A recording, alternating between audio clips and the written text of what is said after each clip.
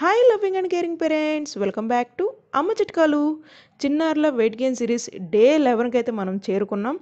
ఈ డే 11లో నేను ఎక్కువగా ఉపయోగించిన ఇంగ్రీడియంట్స్ వచ్చేసరికి మిల్లెట్స్ని ఉపయోగించుకున్నాను, అలాగే ఎగ్ను ఉపయోగించుకున్నాను, దాంతోపాటు బనానా, స్వీట్ పొటాటోని కూడా ఎక్కువగా చూస్ చేసుకున్నాను అనమాట. ఈరోజు డే 11 వచ్చేసరికి నేను ఎక్కువగా ఫోకస్ చేసింది వచ్చేసరికి 6th మంత్ బేబీ దగ్గర నుండి 3 years బేబీ వరకు నేనైతే ఎక్కువగా ఫోకస్ చేశాను. మీరు చిన్నారులు కనుక ఈ ఏజ్ గ్రూప్లో ఉంటే కనుక మీకు ఈ వీడియో బాగా ఉపయోగపడుతుంది.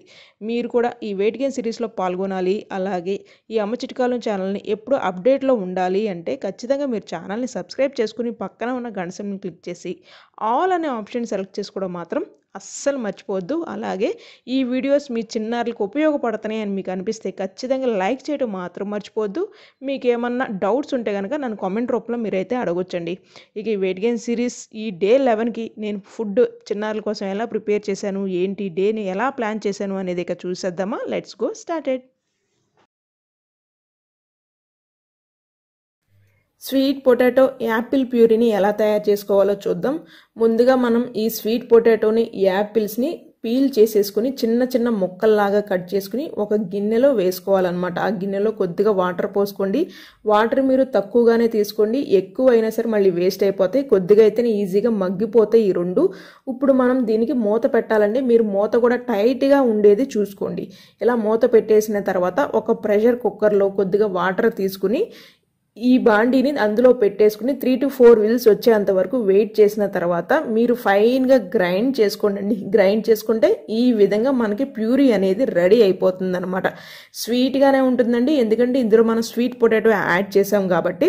ఇది ఎలా ఉంటుందంటే టేస్ట్ పుల్ల పుల్లగా, ఉప్పుగా, తీయగా తగులుతుంది. చిన్నారులకి 100% నచ్చుతుందండి. స్వీట్ పొటాటో పెట్టడం వల్ల మన చిన్నారులు ఈజీగా వెయిట్ గెయిన్ కూడా అవుతారనమాట.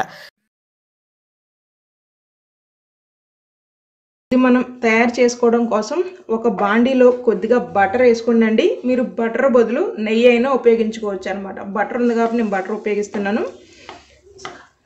ఇది కొద్దిగా మెల్ట్ అవనిద్దాం. మెల్ట్ అయిన తర్వాత 1/2 టేబుల్ స్పూన్ జీరాని వేసుకుని కొద్దిగా వేగనిస్తాను. జీరా వేగింది కదా, ఇప్పుడు నేను సన్నగా తురుముకున్న అల్లం ముక్కలు ఉన్నాయి కదా, వీటిని యాడ్ చేసుకుంటున్నాను అనమాట. అల్లం ముక్కల వల్ల మీ చిన్నారులకి డైజెషన్ చాలా త్వరగా అవుతుందండి, ఈవెన్ జీరా వల్ల కూడా. అల్లం ముక్కలు కూడా కొద్దిగా వేగాయి కదా, ఇప్పుడు నేను గ్రీన్ బీన్స్ని యాడ్ చేసుకుంటున్నాను. గ్రీన్ బీన్స్ వేగే లోపల మీకు ఒక్క విషయం చెప్పాలండి. చూస్తున్నారు కదా, ప్రోసో మిల్లెట్స్ అనమాట. దీన్నే మనం ఒరుగులు అని పిలుస్తూ ఉంటాం. కంపెనీ నేమ్ కూడా నేను చెప్తాలే కానీ ఈ ఒరుగులు మీ చిన్నారులకి 100% పెట్టండి. ఎందుకు ఇంత ఇదిగా చెప్తున్నాను అంటే ఈ ఒరుగులు వాడటం వల్ల మన చిన్నారులకి ఫైబర్ కంటెంట్ వెళ్తుంది, అలాగే కొలెస్ట్రాల్ లెవెల్స్ కూడా కంట్రోల్ చేస్తాయి. దాంతోపాటు డయాబెటీస్ ఇలాంటివి ఏమి రాకుండా ఉంటాయి అనమాట. డయాబెటీస్ ఎందుకు రాదు అంటే మనం వైట్ రైస్ పెట్టామనుకోండి చిన్నారులకి, గ్లూకోజ్ లెవెల్ అంటే కార్బోహైడ్రేట్స్ ఇవన్నీ బ్లడ్లో ఏంటంటే డైరెక్ట్గా వెళ్ళి కలిసిపోతాయి, ఈజీగా అటాక్ అయిపోతుంది అనమాట. దానివల్ల ఏంటంటే ఒకేసారి షుగర్ కంటెంట్ పెరగటం వల్ల కూడా డయాబెటీస్ అనేవి వస్తాయి. ఇవి వాడటం వల్ల ఏంటి అంటే ఈ కార్బోహైడ్రేట్స్ ఏవైతే ఉన్నాయో బ్లడ్లో కలవటానికి కాస్త టైం తీసుకుంటాయి, స్లోగా బ్లడ్లోకి వెళ్తాయి అనమాట. తద్వారా ఏంటంటే మనకి డయాబెటీస్ అనేవి రావు. ఈవెన్ ఇందులో యాంటీ ఆక్సిడెంట్స్ కూడా అధికంగా ఉంటే చిన్నారుల హెయిర్కి కూడా చాలా మంచిది. ఈవెన్ నర్వస్ సిస్టమ్ కూడా సూపర్గా ఉంటుంది అనమాట ఈ వాడటం వల్ల.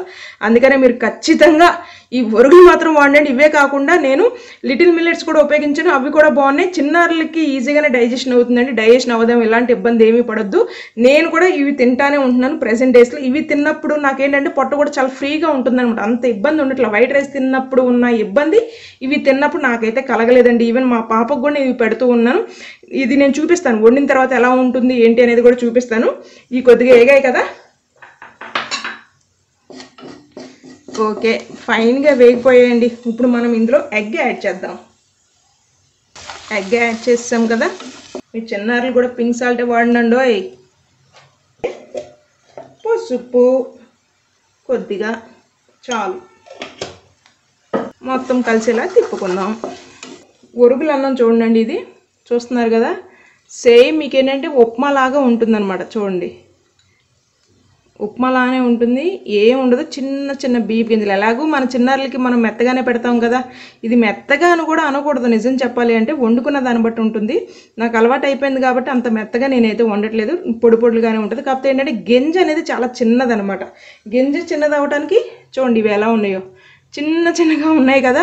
దానివల్ల ఏంటంటే రైస్ కూడా మనకి ఈ రకంగా వస్తుంది. సేమ్ మనం వైట్ రైస్ ఏ విధంగా అయితే యూజ్ చేస్తున్నామో, ఎలాగైతే వండుతున్నామో అదే విధంగా దీన్ని వండుతామండి. అంతగానే ఏమీ ఉండదు. పిల్లలకి మాత్రం ఖచ్చితంగా పెట్టండి. డైజెషన్ కూడా ఓకే, మీరు ఇబ్బంది పడిపోతారేమో పిల్లలు అనేది ఏమీ ఉండదు, ఈజీగానే డైజెషన్ అయిపోతుంది. ఎందుకంటే మా పాపకు నేను ఆల్రెడీ పెడుతున్నాను కాబట్టి. ఓకే, ఇప్పుడు ఈ ఎగ్ కూడా బాగానే వేగింది కదా. ఇప్పుడు ఇందులోకి నేను ఈ ఒరుగుల్ని యాడ్ చేసేసుకుంటున్నాను, ఒరుగులు అన్నాన్ని యాడ్ చేసుకుంటున్నాను. ఇదిగోండి, ఇదే అనమాట నేను ఉపయోగిస్తుంది. మన కంపెనీ నేమ్ వచ్చేసరికి మీరు కొనాలి అనుకుంటే కనుక నేను కింద డిస్క్రిప్షన్ లింక్ అయితే ఇస్తాను. ఆ లింక్ ద్వారా మీరు పర్చేస్ చేసుకోవచ్చు, లేకపోతే మీకు బయట దొరికినా సరే ఓకే. నేనైతే ప్రజెంట్ ఉపయోగించిన కంపెనీ అయితే ఇది ఒక్కటే ఉపయోగించాను కాబట్టి దీని గురించి నేను చెప్తున్నాను. నాకైతే బాగానే ఉన్నాయి, నాకేమీ తేడాగా ఏమీ అనిపించలేదు, లూజు అలాంటివి ఏమి అనిపించలేదు, ఏదో సంథింగ్ చేశారు అన్నట్టు ఏమీ అనిపించలేదు. ప్యూర్గానే ఉంది, ఆర్గానిక్గానే నాకైతే అనిపించాయి. చూసారు కదా, చక్కగా రెడీ అయిపోయింది. ఇప్పుడు నేను దీన్ని సర్వింగ్ బౌల్లో తీసుకుంటాను.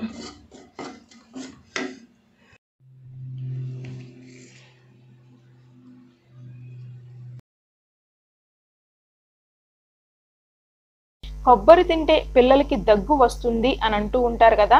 నేను చేసిన విధంగా మీరు కూడా ట్రై చేసి చూడండి, దగ్గు అనేది రాదు.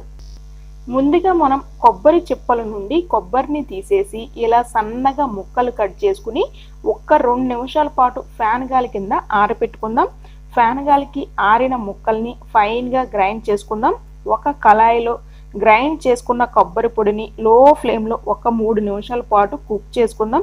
ఇలా స్లైట్గా బ్రౌన్ కలర్ వచ్చేంత వరకు మనం కుక్ చేసుకున్నాక స్టవ్ని ఆఫ్ చేసేసుకుని ఒక బాల్చాలో దీన్ని డంప్ చేసుకుందాం. సేమ్ అదే బాండీలో ఒక చిన్న గ్లాసుడు నీళ్లను పోసుకుని అందులో తురుముకున్న బెల్లం ఒక చిన్న బౌల్ని వేసుకుందాం. పాకం వచ్చేంత వరకు వెయిట్ చేద్దాం. పాకం వచ్చినాక స్మెల్ మంచిగా రావటం కోసం కాస్త ఇలాచీ పౌడర్ను కూడా యాడ్ చేసుకుని మొత్తం కలిసేలాగా తిప్పుకొని కొబ్బరి తురుమును కూడా వేసేసుకుని మొత్తం పాకంలో కలిసేలాగా తిప్పుకుందాం. మరొక నిమిషం పాటు లో ఫ్లేమ్లో కుక్ చేసుకుంటే మనకి ఇలా ముద్దలాగా వస్తుందన్నమాట. ఇలా ముద్దలాగా వస్తున్నప్పుడు మీరు స్టవ్ని ఆఫ్ చేసేసుకుని ఒక ప్లేట్లో లేదా బాల్చాలో నెయ్యి రాసుకుని అచ్చులాగా మనం పాకాన్ని పోసుకోవాలి. లేదంటే మీరు ఉండల్లాగా ఈ విధంగా అయినా చేసుకోవచ్చు. టేస్ట్కి టేస్ట్ బాగుంటుంది, స్మెల్కి స్మెల్ కూడా చాలా బాగుంటుంది అనమాట.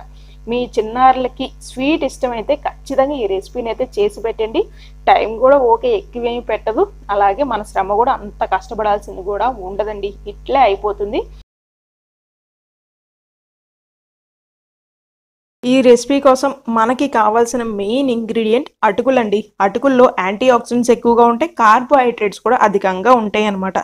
మీరు వైట్ రైస్తో పోల్చుకున్నట్లయితే ఈ అటుకులకి తక్కువ పాలిష్ చేస్తారండి. వైట్ రైస్తో పోల్చుకుంటే కనుక ఈ అటుకులే బెటర్ అని నా పర్సనల్ ఒపీనియన్. దీన్ని మనం 1 బౌల్ తీసుకుని అరగంట సేపు పాటు మనం నానబెట్టుకోవాలన్నమాట. ఆల్రెడీ నేను ఈ వీడియో చేద్దామని ముందుగానే అనుకున్నాను కాబట్టి నేనైతే ఆల్రెడీ అరగంట సేపు పాటు అటుకుల్ని వాటర్లో పోసి నానబెట్టుకున్నాను. ఇది ఫస్ట్ ఇంగ్రీడియంట్, మెయిన్ ఇంగ్రీడియంట్ మనకు కావాల్సింది. సెకండ్ ఇంగ్రీడియంట్ వచ్చేసరికి డేట్స్ అలాగే కిస్మిస్ అండి. నేనైతే 4 డేట్స్ తీసుకున్నాను. కిస్మిస్ వచ్చేసరికి ఒక 8 కిస్మిస్లు తీసుకున్నాను అనమాట. ఇవి తీసుకోవడం వల్ల మన చిన్నారు హెల్దీ వేలో వెయిట్ గెయిన్ అవుతారు. ఈ రెసిపీలో మనం ఎక్స్ట్రాగా స్వీట్నెస్ కోసం ఏమి యాడ్ చేయాల్సినంత అవసరం కూడా ఉండదన్నమాట. థర్డ్ ఇంగ్రీడియంట్ మనకు కావాల్సింది క్యాషు అలాగే ఆల్మండ్స్ అండి.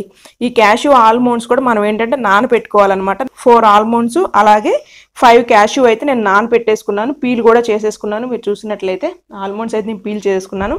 ఇవి కూడా అటుకులతో పాటు నేను ఈ 3 ఇంగ్రీడియంట్స్ కూడా నానపెట్టేసుకున్నాను అనమాట. ఈ అటుకులు మనం 6th మంత్ చిన్నారుల దగ్గర నుండి పెట్టొచ్చు. డేట్స్, కిస్మిస్, ఆల్మండ్స్, క్యాషు ఇవి 8th మంత్ చిన్నారుల దగ్గర నుండి మనం పెట్టొచ్చు అనమాట. సో ఇప్పుడు మనం ఏం చేద్దామంటే ఈ ఆల్రెడీ నానిపోయాయి కాబట్టి ఫైన్గా గ్రైండ్ చేసుకుందామండి. ఒక బాండీలో 1/2 సేరు పాలుని పోసుకుని అందులో మనం ఫైన్గా గ్రైండ్ చేసుకున్న అటుకులు పేస్ట్ని ఫస్ట్ వేసుకోవాలండి. ఇవి చితక్ కొట్టుకోండి, చితక్ కొట్టుకోకుండా ఉన్నట్లయితే కనుక గెడ్డలుగా వచ్చేస్తుంది. సో వేసిన వెంటనే ఫస్ట్ మీరు చితక్ కొట్టేసుకోండి. ఇదంతా మీరు లో ఫ్లేమ్లోనే చేసుకోవాలి. 2 to 3 మినిట్స్ అయిన తర్వాత మీకు ఎలాంటి కన్సిస్టెన్సీ వస్తుందన్నమాట. చూస్తున్నారు కదా, ఇలా కన్సిస్టెన్సీ వచ్చినప్పుడు ఇప్పుడు మీరు ఆల్మండ్స్, క్యాష్యూ ఇవన్నీ వేసుకుని ఒక సిరప్ తయారు చేసుకున్నాం కదా, దాన్ని కూడా నేను గ్రైండ్ చేసుకున్నాను. ఇలా ఈ విధంగా వాటర్ ఫార్మాట్లో వచ్చింది. ఇప్పుడు నేను దీన్ని కూడా యాడ్ చేసేస్తున్నాను. ఇలా యాడ్ చేయటం వల్ల ఏంటి అంటే మీ చిన్నారులకి ఎక్స్ట్రాగా షుగర్ కంటెంట్ ఏమీ అవసరం లేదు. ఇక్కడ నుంచి కొద్దిగా మీరు జాగ్రత్తగా చేయాలండి. చూస్తున్నారు కదా, ఎడ్జెస్కి అలా పట్టేస్తుంది అనమాట. సో అలా పట్టేసినప్పుడు మనం తిప్పకుండా ఉన్నట్లయితే గనక కాసేపటికి ఆ ఎడ్జెస్కి అంటిన పెచ్చు ఇందులో పడుతుంది. సో చిన్నారులకి ఏంటంటే అది తగులుతుంది, మనం నోటికి తగులుతుంది, అంత ఇష్టపడరు. అది ఖచ్చితంగా మన చిన్నారులకి పెట్టాలి మనం. అది ఫ్యాట్ కంటెంట్ ఎక్కువగా ఉంటుంది ఆ ఎడ్జెస్కి అంటేది.